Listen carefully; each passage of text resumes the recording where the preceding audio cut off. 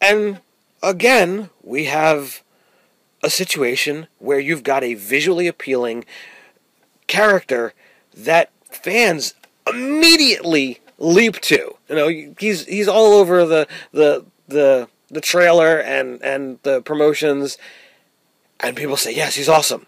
And again, spoiler alert, end of the first movie, he's cut in half.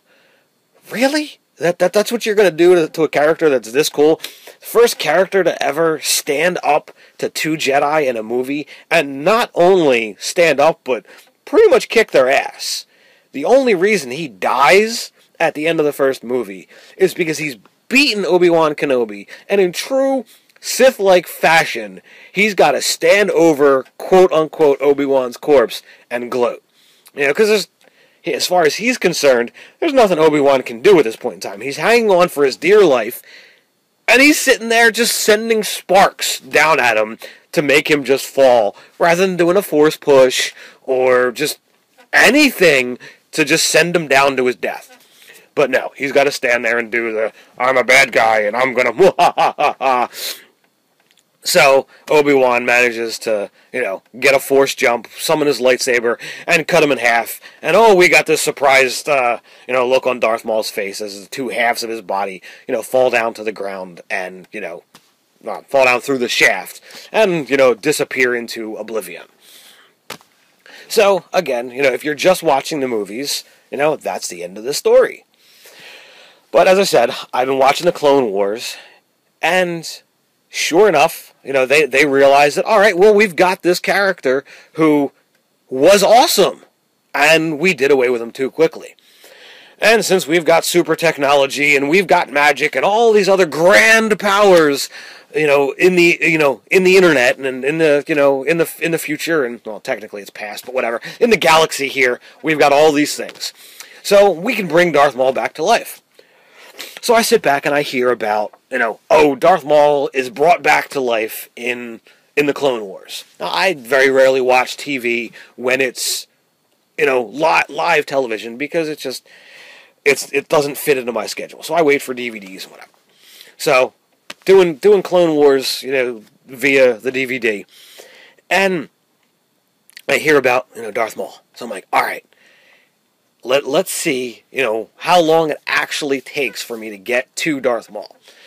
So I watch, Season 1, and, well, there's no mention there. And I watch Season 2, and we still don't have any mention of Darth Maul. And I'm like, come on, where is he?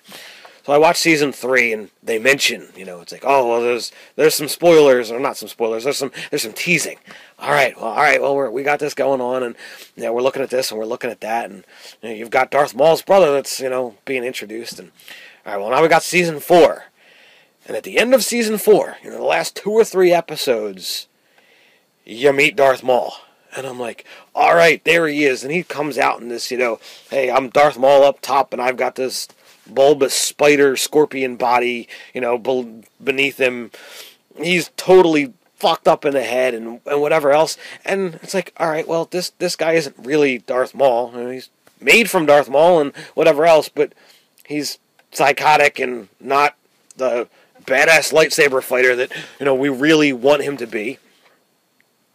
So, okay, well, we go into, Season 5. And by now, he's been given, instead of this spider body, he's got robotic legs and, able to walk around. And now, instead of being this super badass, agile fighter, he's a super badass agile fighter with super powerful robot legs that, pretty much look like Grievous's that can crush things just by walking on it.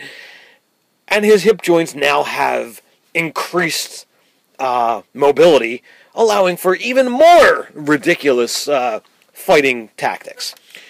But we're watching, and I'm watching and watching and watching, and it's not until the second half of Disc 2, in a 3-disc set, that we finally start to get into the Darth Maul portion of this story. So Darth Maul and his brother, for the life of me, I can't remember the first part of it, but, the last name is Savage. So Maul and Savage are looking to, number one, get revenge on Obi-Wan. Darth Maul's real focus is to pretty much kill Obi-Wan, since Obi-Wan did this to him. So we sit back and we watch and we watch. And he comes out, and initially, you've got this, cultured voice from the movie.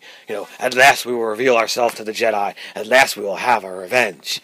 And it sticks, still has that in the Clone Wars. So you've got this, pleasing baritone voice that's, got culture and got everything on this savage, fighting Sith Lord.